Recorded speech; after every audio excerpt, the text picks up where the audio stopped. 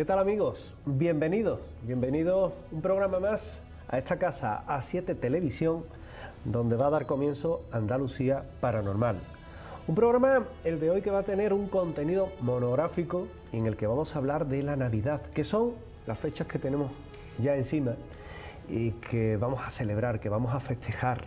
Y unas fechas que también dejan muy abierto el ámbito de la historia, de la leyenda, del misterio y también de los mitos, ¿por qué no decirlo? Pero recuerden algo, que estamos en una época en la que más allá de esas celebraciones está la solidaridad que tenemos que tener siempre y que llevar a gala, tratar de compartir con los que menos tienen, tratar también de no entrar en esa espiral consumista que en muchas ocasiones suele ocurrir y que a veces estamos abocados a ello, casi sin quererlo, pero también vivir el espíritu de la Navidad, vivir lo que significa el nacimiento de Jesús de Nazaret y todo lo que ello conlleva.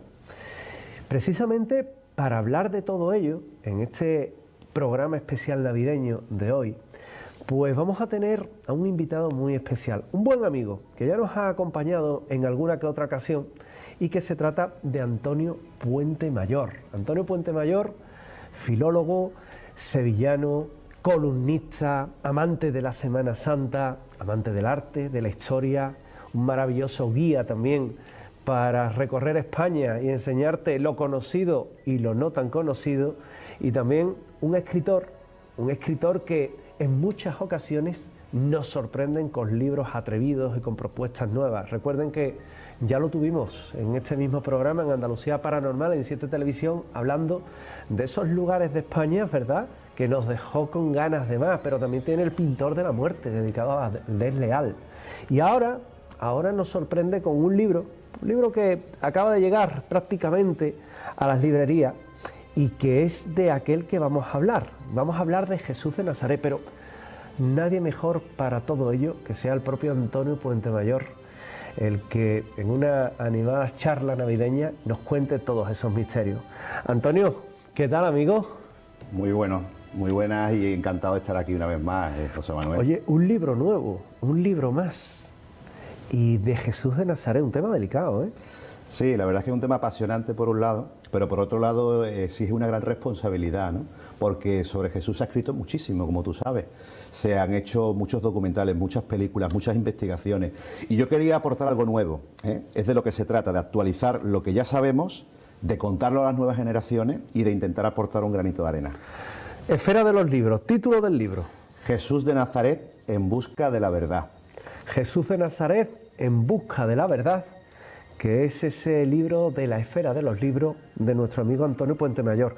Antonio, Jesús de Nazaret, en torno a su vida hay muchos mitos, hay mucha historia deformada, pero también es verdad que hay determinadas certezas, aunque hay historiadores que digan, no, el Jesús de Nazaret no está demostrado.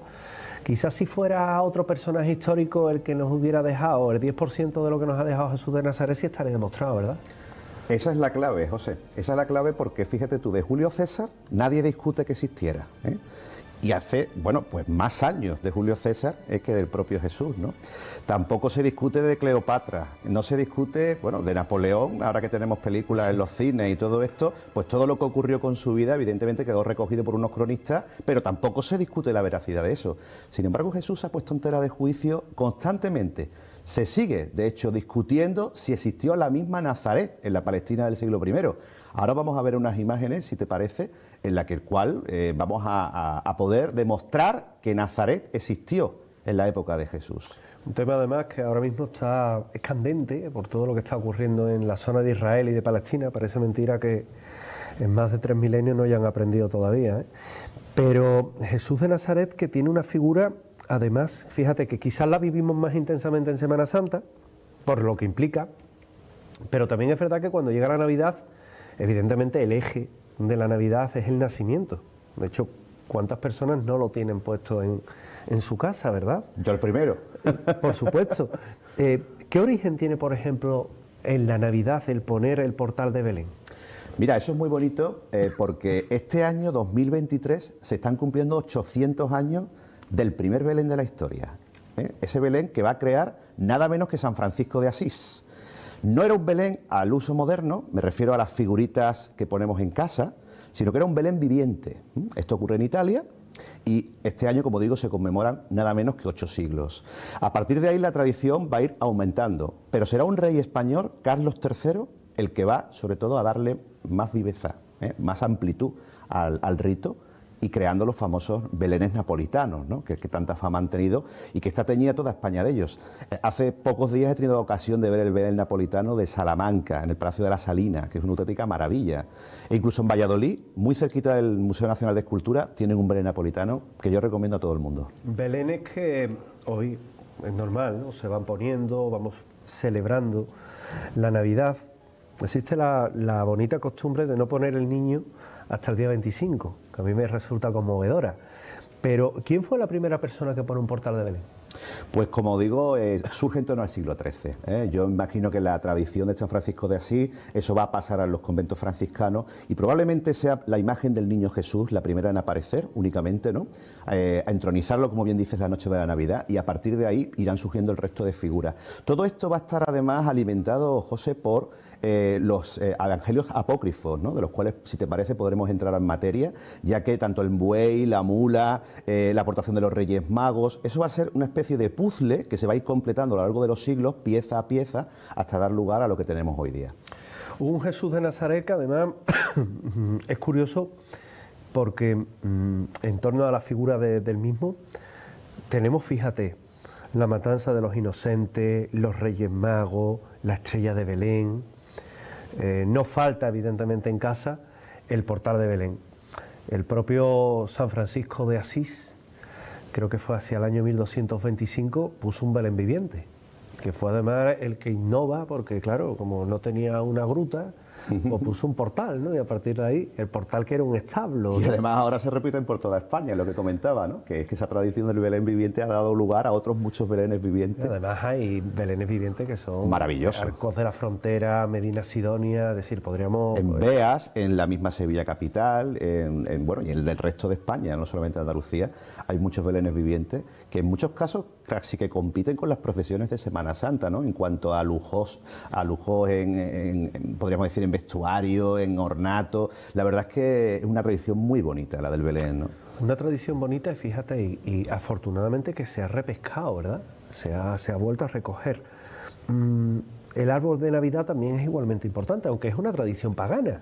Sí, es una tradición pagana porque tú sabes que el culto al árbol, todo lo que tiene que ver con los árboles, viene prácticamente de la época prerromana, ¿no? Yo tengo la suerte, José, de viajar mucho a Guernica, al País Vasco, y visitar pues el árbol de Guernica, ¿no? Y ya ese mismo árbol, que tiene una enorme simbología para los vizcaínos y para todo el pueblo vasco, nos da buena cuenta de la importancia que a la naturaleza le daban nuestros antepasados, ¿no?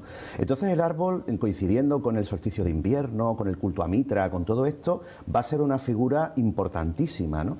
Luego la decoración, todo lo que venía alrededor, sobre todo es un invento del siglo XIX, ¿no? Ya no tenemos que remitirnos a lo que es la Casa Real de Inglaterra, concretamente en la época de la reina Victoria. A partir de ahí tenemos ese árbol traído de Alemania a Inglaterra, tenemos también los crismas, esas famosas felicitaciones que nos enviamos, y bueno, pues una tradición que ya va a expandir a nivel internacional figuras como Charles Dickens, ¿no? Con sus grandes obras. Es, digamos, como comentaba antes, un puzzle que se va cubriendo pieza a pieza a lo largo de los siglos, pero que sin duda alguna une la tradición cristiana con la tradición pagana. Tradición cristiana, tradición pagana. Rara es la casa que no tiene por un lado el árbol de Navidad, por otro lado el portal de Belén. Yo creo que son dos elementos que están ahí, que han aprendido además a convivir. Sí, totalmente. Fíjate qué curioso, porque cuando yo visité la Basílica de la Natividad de Belén, en Tierra Santa, me llamó la atención, además del lugar donde nació Jesús, donde la tradición dice que fue alumbrado, también hay bolas que cuelgan de la misma iglesia, de la misma basílica, en el presbiterio, unas bolas que recuerdan mucho a las bolas de Navidad, porque de hecho hay una conexión directa entre las bolas de esa Basílica de la Natividad, que tiene un gusto totalmente orientalizante, con las bolas que tenemos actualmente en nuestros árboles y que decoramos las casas, etcétera, etcétera. Muchas veces decían que eran las manzanas de la salud, fíjate. Ahí las tenemos. Estamos viendo imágenes que recrean todo esto, además, que reflejan un poco todo lo que es la Navidad, ciudades engalanadas. También estuviste no hace demasiado tiempo en Tierra Santa. Sí, este fue uno de los primeros lugares que visité, como digo, este fue Belén, que es un lugar realmente fascinante, ¿no? Primero porque la mayor parte de la población de Belén es árabe. Hay un componente cristiano muy pequeño, ¿no? Que de hecho desde aquí, desde este programa, lanzo a todos los españoles, a todos los andaluces, a toda la gente que nos está escuchando, lanzo la petición de que colaboremos, ¿no? con lo que está ocurriendo en la guerra de Gaza, que compremos belenes, cruces, todo lo que se está vendiendo de madera de olivo realizado allí en Belén. Son pequeñas cooperativas que trabajan durante todo el año y que viven realmente esas familias cristianas, que son muy pocas, de vender estos artículos, ¿no? Hiciste un recorrido Belén. Estuve en Nazaret, sí, estuve todo lo que es Galilea, Jerusalén, incluso llegué al Mar Muerto. Fue un recorrido realmente precioso, que le recomiendo a todo el mundo. Claro, ahora mismo está interrumpido, ¿no?, por lo que estamos viviendo, pero yo confío en que esperemos que en un plazo no muy largo de tiempo se puedan reanudar las peregrinaciones y los viajes a Tierra Santa. ¿Qué te llamó la atención de Belén? Pues mira, me llamó mucho la atención ese choque entre culturas que comentaba entre el mundo árabe, el mundo cristiano, también judío, evidentemente. En el caso de Belén pertenece a la llamada Cisjordania, con lo cual tienes que pasar una frontera.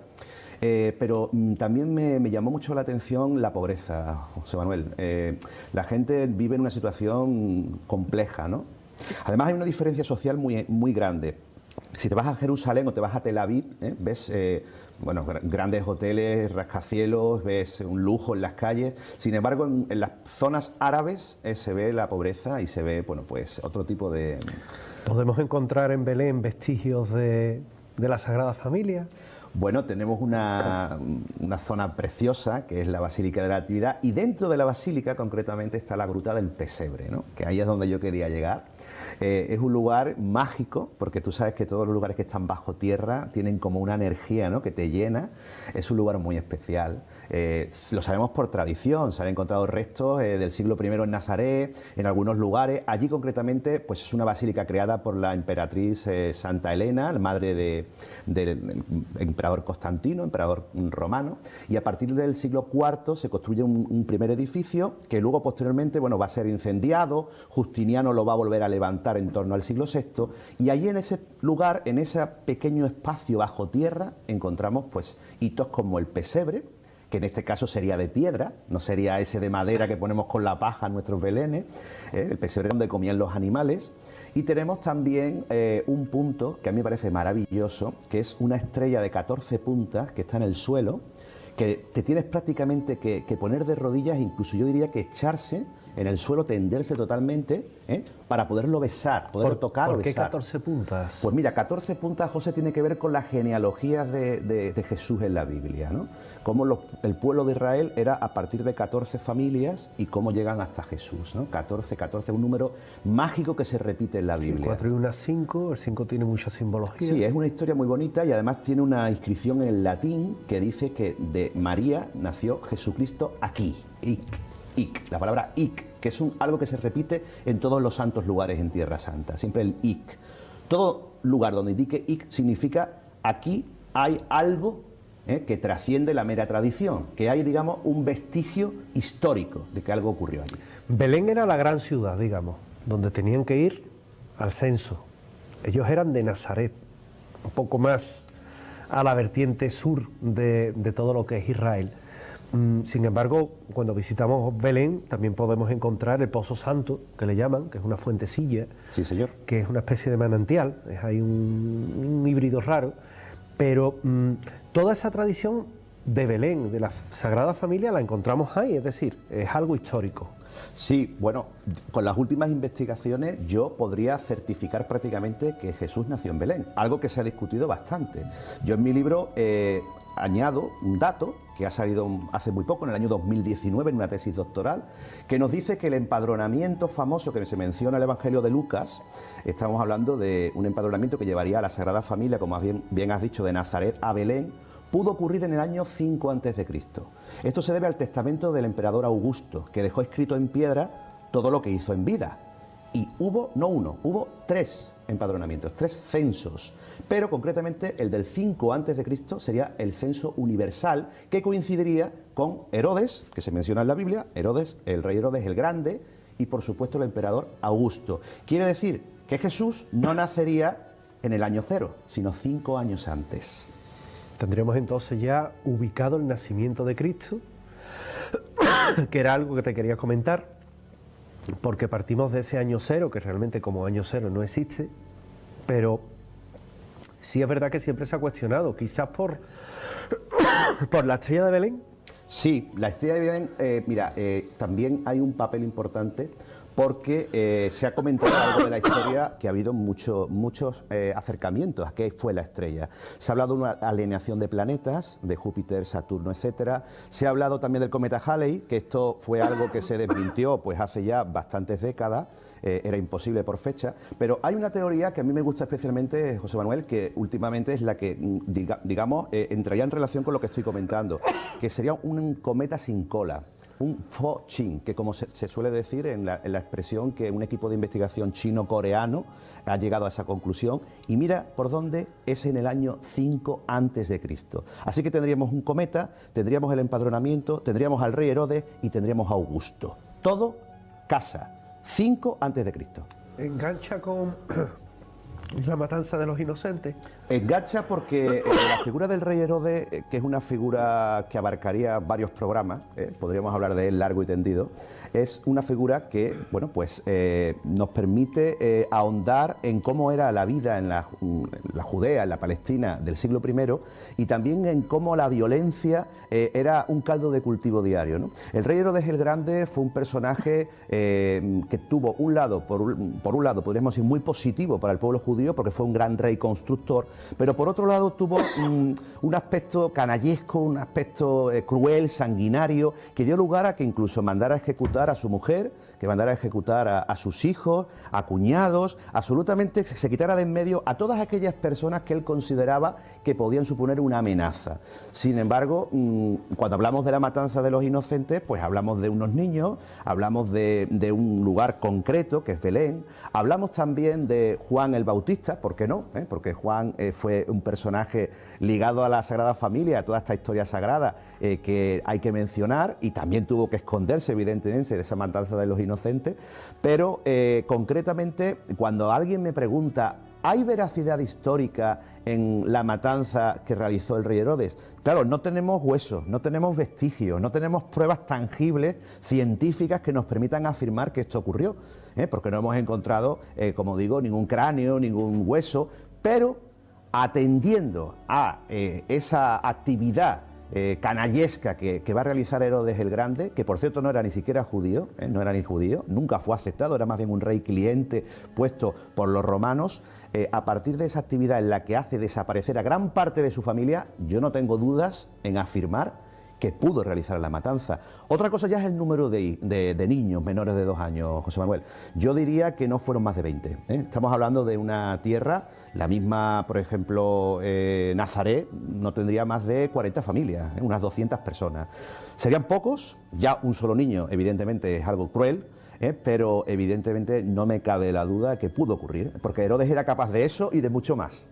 La matanza de los inocentes que, unificado con esos estudios que nos has comentado, ese cometa sin cola, que es un dato curioso, Antonio, es un dato curioso. Recuerden que hablamos con Antonio Puentemayor aquí en Andalucía Paranormal, en este programa especial de Navidad, que acaba de publicar un libro en la Esfera de los Libros, maravilloso, que se llama Jesús de Nazaret, en busca de la verdad, y que es un libro que yo particularmente les recomiendo, no por lo que cuenta específicamente de la Navidad, que también, sino por todo lo que es la figura de Jesús de Nazaret, del Maestro. Es decir, si quieren profundizar en ello, si quieren saber más, si les gusta la Semana Santa, seguramente Andalucía es tierra de devociones, en Jesús de Nazaret en busca de la verdad, de nuestro invitado de hoy, Antonio Puentemayor, van a encontrar muchísimas respuestas, porque, como dice ese subtítulo, En busca de la verdad, es la investigación de alguien que es muy, muy concienzudo a la hora de hacer su trabajo, y a las pruebas me remito de otros libros que hemos tenido la oportunidad de disfrutar de Antonio Puentemayor. Antonio, vamos progresando vamos progresando, si mi voz me deja, claro, vamos progresando en todo lo que es este camino, buscando la pista de Jesús de Nazaret, los Reyes Magos. Una figura, yo creo que fascinante. ¿Tres figuras? Tres figuras. Tres figuras que sepamos, Bueno, que sepamos, que la tradición nos diga. Porque fíjate, hay textos que nos hablan de 12, hay textos que nos hablan de 7, e incluso se menciona un cuarto rey mago, que a mí me parece un personaje precioso, que es el rey Artaban. Es una tradición ya romántica, como comentábamos antes, la Navidad se va a fraguar sobre todo a partir del romanticismo, la Navidad actual, ¿no?, que va a ir cogiendo piezas de todas las culturas. Pero vamos a quedarnos con esa figura mágica del 3, que como tú sabes que es un número muy especial en la Biblia, en todas las culturas, y una tradición larguísima, preciosa, que nos llevaría incluso al Antiguo Testamento, porque ya en el libro de los Salmos aparece que los reyes de Tarsis le van a adorar, se habla también de Saba y se habla también de Seba, que en este caso sería Arabia. Así que África, por un lado, Europa occidental, Tarsis se identificaría pues con España, concretamente con Huelva, Cádiz, Sevilla, ese triángulo, y por otro lado tenemos también Arabia, porque siempre el mundo persa, el mundo oriental está presente en la tradición cristiana, ¿no?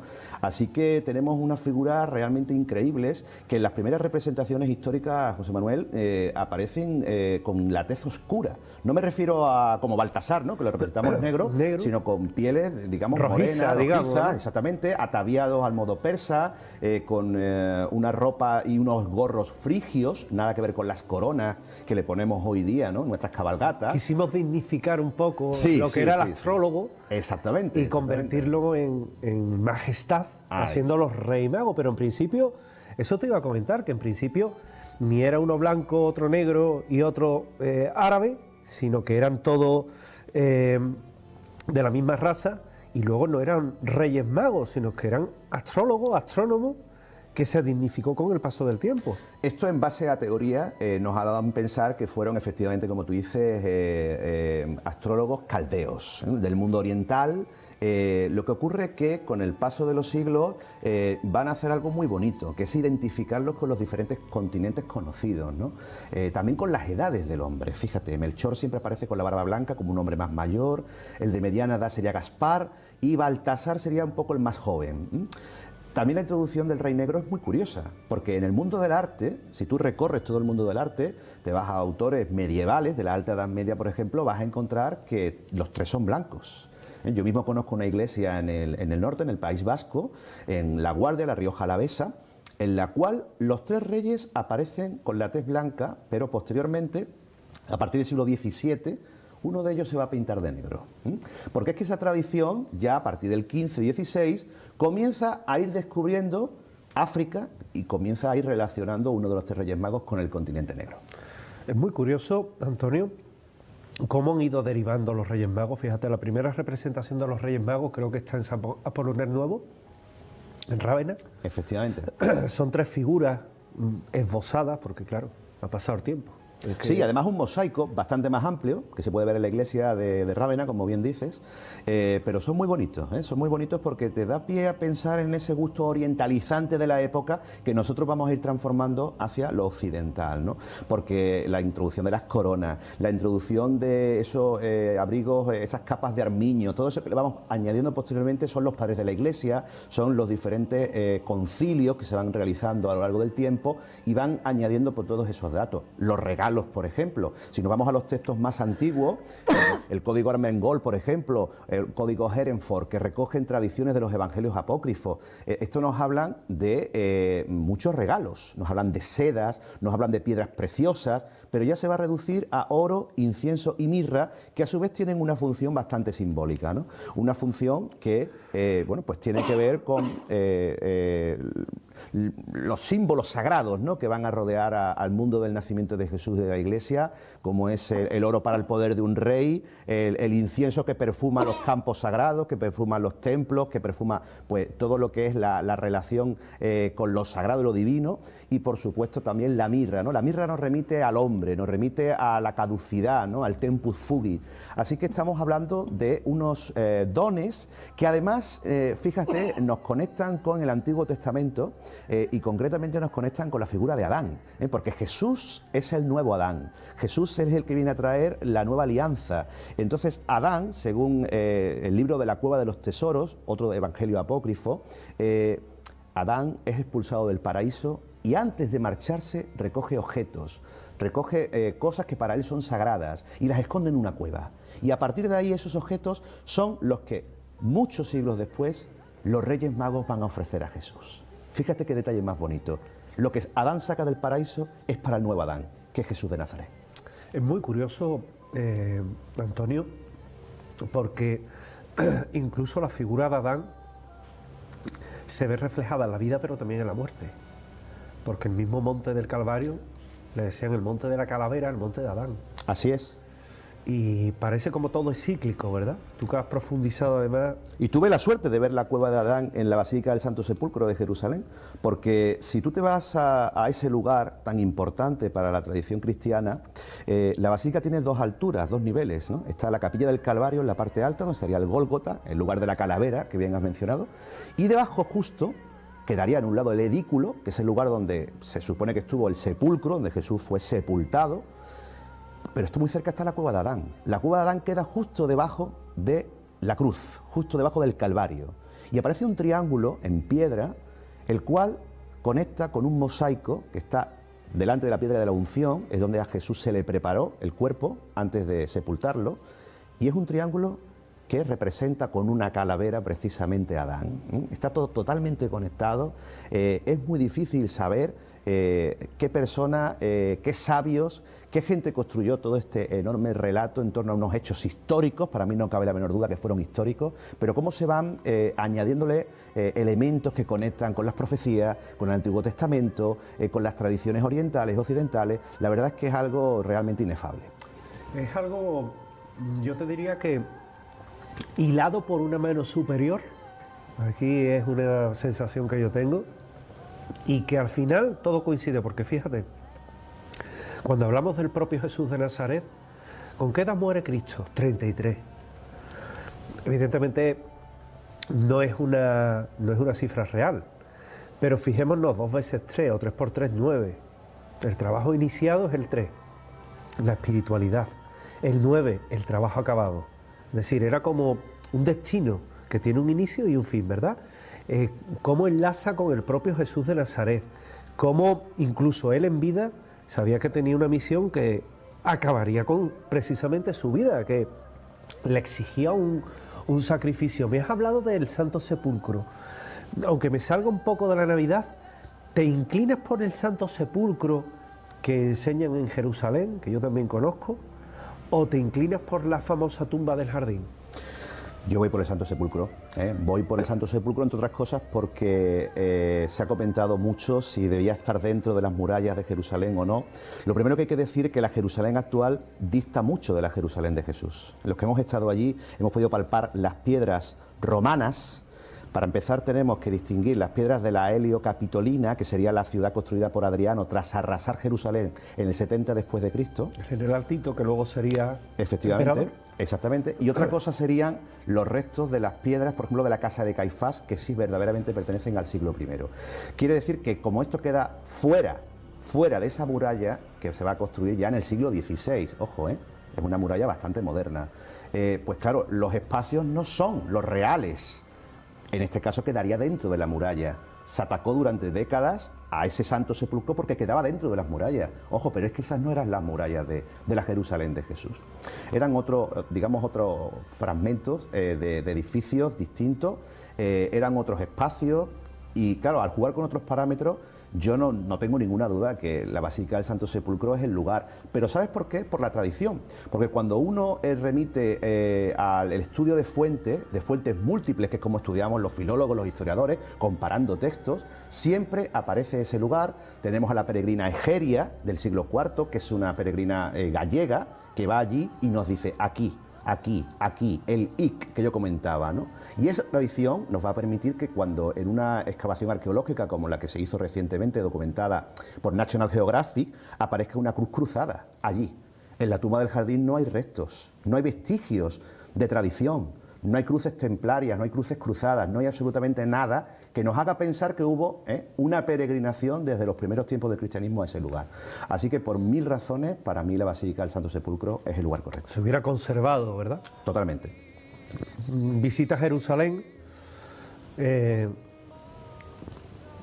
Jerusalén hasta cierto punto, con todos mis respetos, es el parque temático de las religiones. Yo lo digo, ¿no?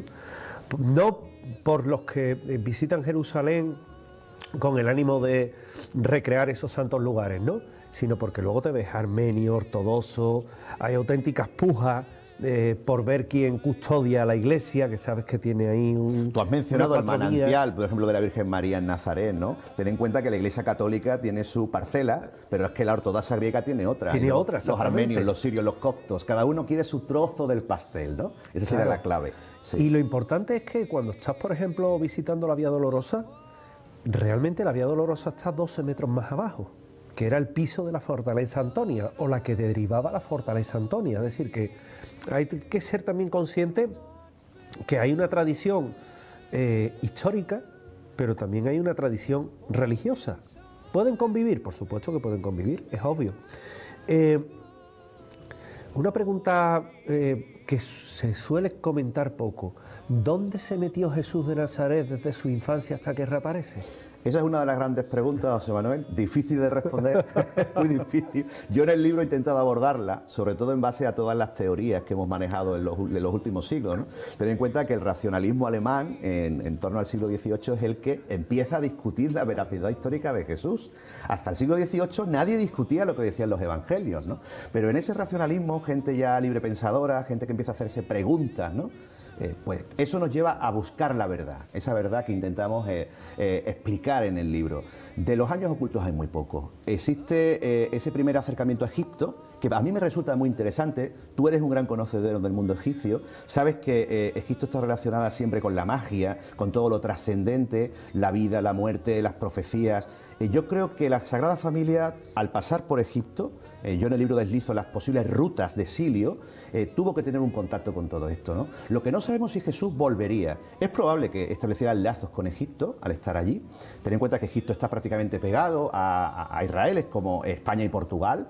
Se tardaban pocos días en cruzar. Iban normalmente en caravanas, en carabasares, descansaban, etcétera. Y hay una tradición de la iglesia copta allí, por ejemplo, en el Cairo. Entonces, para mí, los años ocultos, por lo menos, según los evangelios apócrifos, pudieron ser al menos de 2 años. Jesús estaría en sus 2 primeros años. Luego, a lo mejor, estableció un contacto con ellos, pudo entrar también en relación con otro tipo de grupos, ¿no? Como los esenios, pudo estar en Qumrán.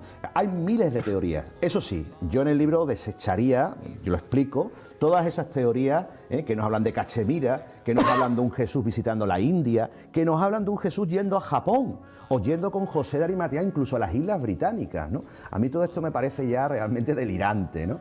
Pero sí que el contacto con el mundo egipcio, de las curaciones, de la taumaturgia que él va a desarrollar en su vida pública, yo creo que evidentemente es muchísimo más verídico. Y por supuesto también tenemos el entorno de la misma Nazaret, que era una aldea muy pequeña y que nos llevaría a Séforis, una ciudad helénica, una ciudad destruida en los tiempos prácticamente anteriores a Jesús, reconstruida durante su infancia, en la cual José, que era un tectón, la palabra griega tectón significa artesano, obrero, constructor, mucho más allá del carpintero que se nos ha narrado siempre, pudieron estar en Séforis, pudo estar Jesús con él, aprender algo de griego, algo de, por supuesto, de hebreo a partir de los textos sagrados y establecer, digamos, una red que le permitiera ser un hombre de una gran cultura, lo cual dio lugar a esos discursos maravillosos que nos dejó. ¿Nació un 25 de diciembre? Bueno, yo diría que no, yo diría que no, es una fecha que a todos nos gusta, pero los que hemos visitado, claro, es que eso voy, José Manuel, los que hemos estado en Tierra Santa en invierno, yo estuve entre enero y febrero, el frío que hace en Belén es terrible. Sí. Es terrible y es que no te imaginas a esos pobres pastores allí ni a las ovejitas pasando por ahí en medio, claro ¿no? Que no, para nada, para nada. Se refugiaban en unas torres de vigilancia muy bonitas, ¿no? Migdal Eder, por ejemplo, hay restos de una torre. La verdad es que en torno a todo esto hay, bueno, pues una tradición preciosa, ¿no? La humildad de los pastores. Pero sin lugar a duda, yo creo que no nació, vamos, afirmaría que nació en primavera, nació en verano, cuando se podía dormir al raso. Y el 25 de diciembre tenemos que acudir, evidentemente, a los cultos paganos, ¿no? Hay que acudir a Mitra, hay que acudir a Marduk, ¿no? Ya en el mundo mesopotámico, a Cronos, evidentemente, ¿no? Las Saturnalias romanas, al Sol Invicto. Todo esto va a girar en torno entre el 7, el 23 de diciembre y ese punto final, el 25 de diciembre, ¿no? Mitra nace un 25 de diciembre, un dios persa. Buda. También, efectivamente, son muchas culturas. Krishna. Entonces, claro, todo esto va a confluir. Pero ojo, yo no digo que el cristianismo haya superpuesto su culto a esto. No, ha tomado prestados elementos iconográficos. Eso te iba a decir. Ha bebido de... Porque muchas veces parece que la historia del cristianismo, y ya digo, no vamos aquí a entrar a valorar ni estamos atacando a ninguna religión, ojo, simplemente estamos haciendo un recorrido por la historia de la Navidad y puntos en comunes que hay. Pero ha bebido el cristianismo de determinadas tradiciones, no en la época, evidentemente, sino a posteriori, para enriquecer precisamente esos textos. No me cabe la duda que sí, porque el Antiguo Testamento ya bebe de la tradición mesopotámica. Cuando se empieza a escribir ese texto, ten en cuenta que el pueblo judío estaba desterrado en Babilonia y coge elementos de Babilonia, elementos constructivos, elementos de relato, elementos de cohesión, porque el pueblo de Israel va buscando siempre algo que le identifique, que le dé una cohesión. Al estar disgregado, al estar esclavizado en Babilonia, en Egipto, busca algo que identifique a ese pueblo, un discurso que unifique, ¿no? Igual que va a ocurrir pues con otras muchas culturas. Y toman elementos prestados en el Antiguo Testamento que luego se van a cumplir en el Nuevo, a través de las profecías. La profecía de Miqueas, la profecía de Isaías. Hay una serie de profetas que si tú vas analizando el Nuevo Testamento, como hago yo en la obra, vas a ir viendo cómo esto conecta con esto, cómo Moisés tuvo 2 parteras y se habla de que Jesús también pudo tenerlas. Hablamos de la figura de Salomé, por ejemplo. Hay muchísimos elementos, las mismas palabras en la cruz, el cumplimiento de la profecía en elementos como la entrada en Jerusalén, que conecta pues con la entrada de Salomón en el trono. Así que estamos hablando de un discurso construido, como decía al principio, durante muchos siglos, muchos textos, mucha tradición oral, y a mí realmente me parece una obra fascinante, ¿no? Lo que es la Biblia y todo lo que la rodea. Hay que entenderlo así, hay que entenderlo como una obra que está llena de guiños, llena de simbolismo, que en muchas ocasiones, evidentemente, la Biblia en sí no se puede tomar de una forma literal, sino que hay que saber ese idioma simbólico que tiene, y cuando ya entramos en el Nuevo Testamento, que nos centramos en la vida de Jesús de Nazaret, sí saber leer con cierta apertura mental. Recuerden que estamos esta noche en Andalucía Paranormal, aquí en 7 Televisión, con Antonio Puente Mayor, que acaba de publicar un libro muy interesante que se llama Jesús de Nazaret en busca de la verdad para la esfera de los libros. Y con él estamos hablando pues de estas fechas que seguramente usted comparte momentos con su familia, alguna que otra cena con los amigos, ha puesto el portal de Belén, ¿verdad? Una bellísima tradición, ha puesto el arbolito de Navidad, ha comprado algún que otro regalo. ¿Y Papá Noel? ¿Dónde dejamos a Papá Noel? No, Papá Noel no viene hoy. Hoy nada más que hablamos de Jesús de Nazaret, pero también podría entrar. Hablamos también de los Reyes Magos, de la fecha del nacimiento de Cristo. Explícame algo, Antonio, explícame algo, que a mí muchas veces me llama la atención, pero que nuestros telespectadores seguramente se lo preguntan. ¿Por qué si Jesús de Nazaret nació el 25 de diciembre y llegaron los 3 Reyes Magos allí, se celebra el 6?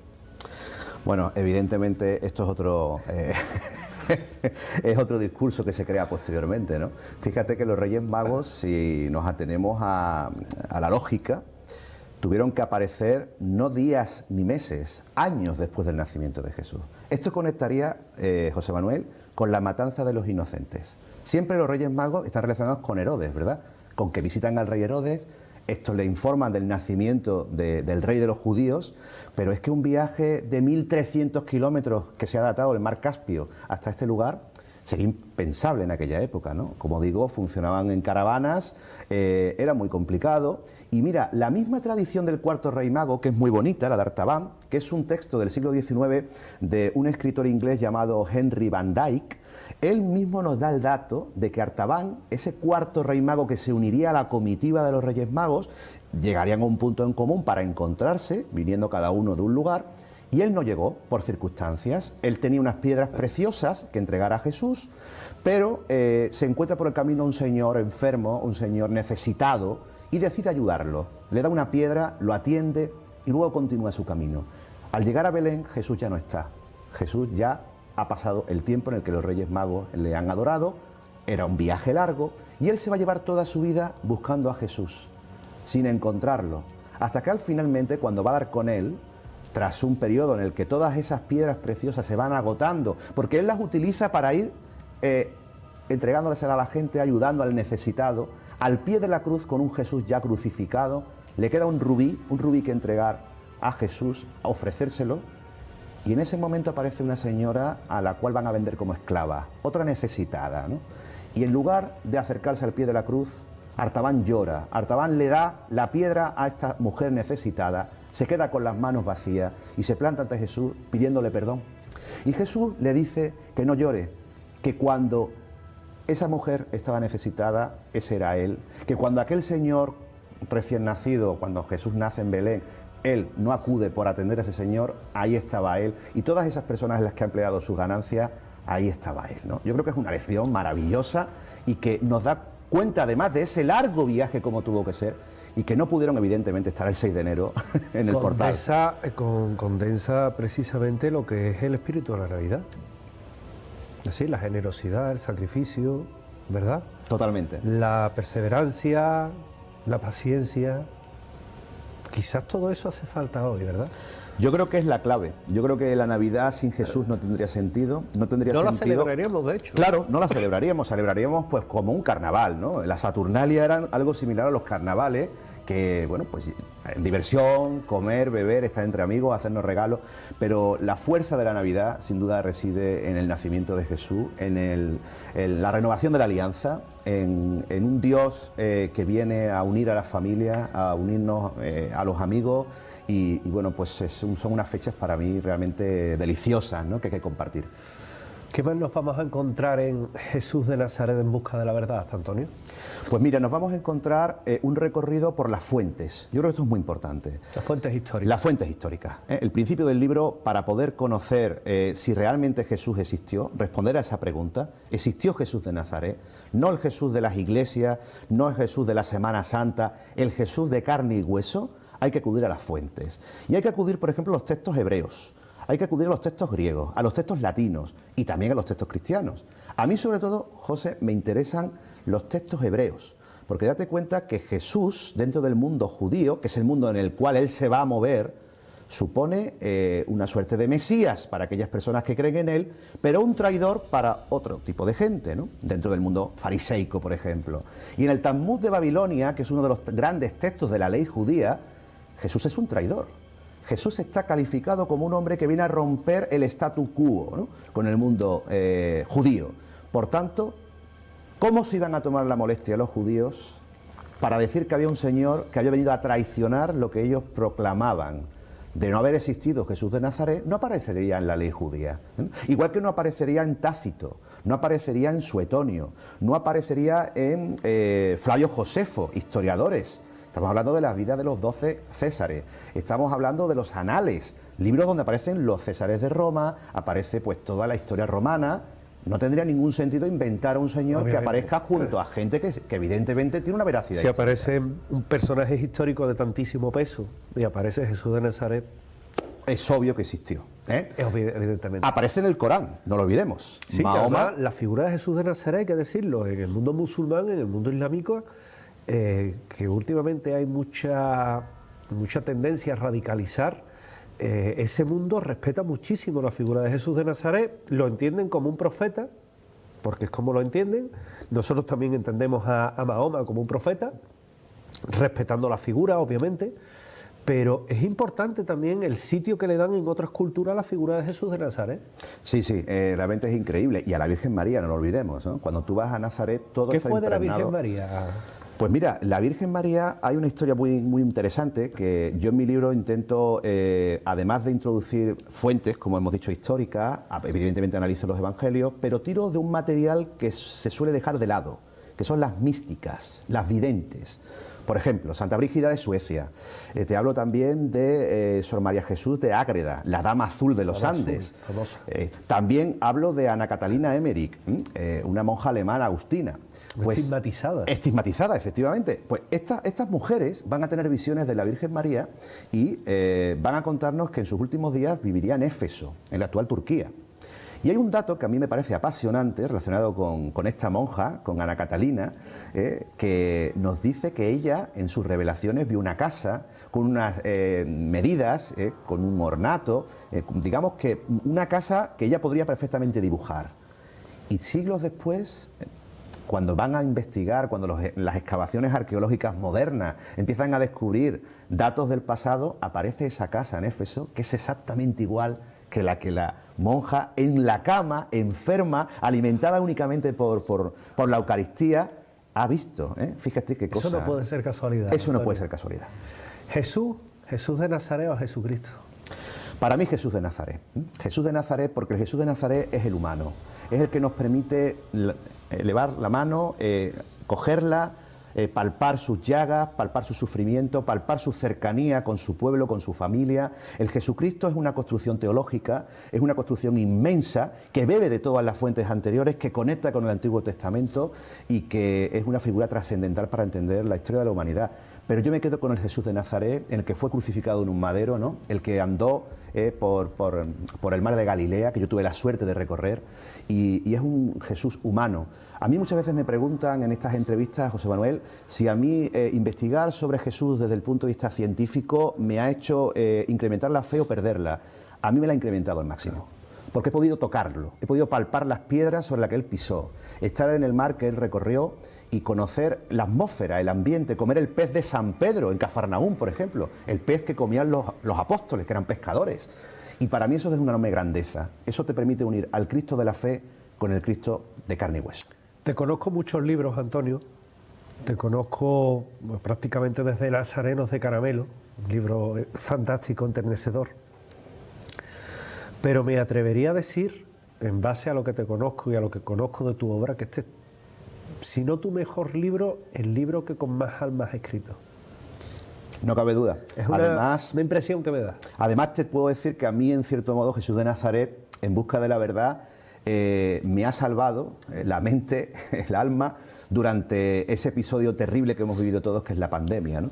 Yo empecé la investigación en el año 2017, visité el Museo de Tierra Santa de Santiago de Compostela, allí palpé, allí pude ver piezas traídas de Tierra Santa, eso despertó mi interés. Ha sido un viaje de 5 años de investigación, pero fue durante la pandemia, que como bien sabes estuvimos encerrados en casa, muchos veían televisión, muchos jugaban a juegos de mesa, yo y tú y muchos compañeros y amigos nos dedicábamos a investigar, nos dedicábamos a leer y a escribir, y yo pude darle forma a ese corpus literario que ha dado lugar a Jesús de Nazaret, en busca de la verdad, así que no lo busqué yo a él, yo creo que vino a buscarme a mí. Vino a buscarte a ti. Te solemos acompañar en Semana Santa a través de las retransmisiones que sueles hacer en COPE, que sueles hacer también entradas en Canal Sur.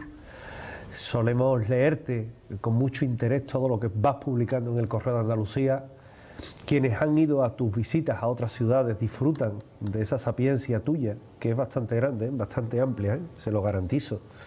Y que lo que hoy ha hecho Antonio Puente Mayor aquí ha sido simplemente unas pinceladas de lo que es la Navidad, como han visto, con el mayor respeto del mundo. Creo que muy en la línea de estas fechas, que son, como les decía anteriormente, de reflexión, de pensar, de ver hacia dónde vamos en este mundo nuestro.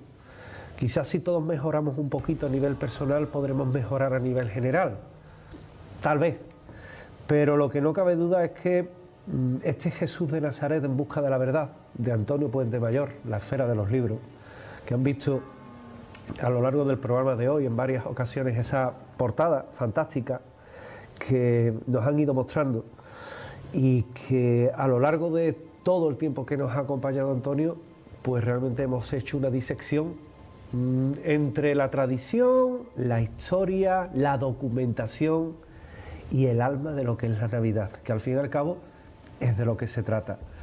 Antonio, te agradezco enormemente que hayas estado hoy conmigo en esta fecha tan señalada, fíjate, en plena Navidad, que nos hayas hablado desde tus conocimientos y desde el corazón de todo lo que es Jesús de Nazaret. Te agradezco que hayas escrito este libro, que creo que era necesario. Últimamente escriben mucho de Jesús de Nazaret, desde muchos ámbitos, pero no de la forma que tú lo has hecho. Creo que es una forma muy rigurosa, muy sensata, más allá de sensacionalismos y de ganas de vender. Y creo que es un libro, fíjate que me atrevería a decirte, de obligada lectura para todo el que quiere conocer no solo la Navidad, no solo la infancia de Jesús de Nazaret, sino todo lo que vino después y que en Andalucía somos tan dados a cumplir. Jesús de Nazaret, en busca de la verdad, la búsqueda de nuestro compañero Antonio Puente Mayor. Antonio, muchas gracias. Muchas gracias a ti. Hacen falta muchos José Manuel García Bautista en Andalucía y en España para poder divulgar todo esto y seguir aprendiendo. Gracias. Y recuerden que tienen una cita con nosotros la próxima semana aquí en Andalucía Paranormal, en 7 Televisión, que tienen un correo electrónico que es andaluciaparanormal.7tv@gmail.com, andaluciaparanormal.7tv@gmail.com. Ahí nos pueden hacer llegar todas las peticiones que quieran, sus casos, proponernos programas. Si tiene una casa encantada, llámenos, que también vamos, y que de alguna forma recuerden que estamos aquí por y para ustedes, que es también la obligación que tiene esta casa. Nosotros nos vamos a ir, pero yo los voy a dejar en compañía de los programas que se hacen en 7 Televisión, que saben que tienen una oferta muy amplia y que si se han perdido hoy o lo han cogido empezado Andalucía Paranormal, lo pueden ver en nuestra redifusión, pero también a través de la página web, que tienen una parte abierta, que tienen también otra parte de suscripción, que nos pueden ayudar y que de alguna forma seamos todos partícipes de esta maravillosa aventura de la comunicación, del periodismo y del misterio. Les deseo una muy feliz Navidad, unas muy felices fiestas, que disfruten, que la vivan en familia, que vivan el espíritu de la Navidad con solidaridad, que se acuerden de los que menos tienen y que sean terriblemente felices. Sobre todo, que la felicidad llegue a todos. Felices fiestas, feliz Navidad, disfruten y sigan con nosotros en 7 Televisión. Gracias.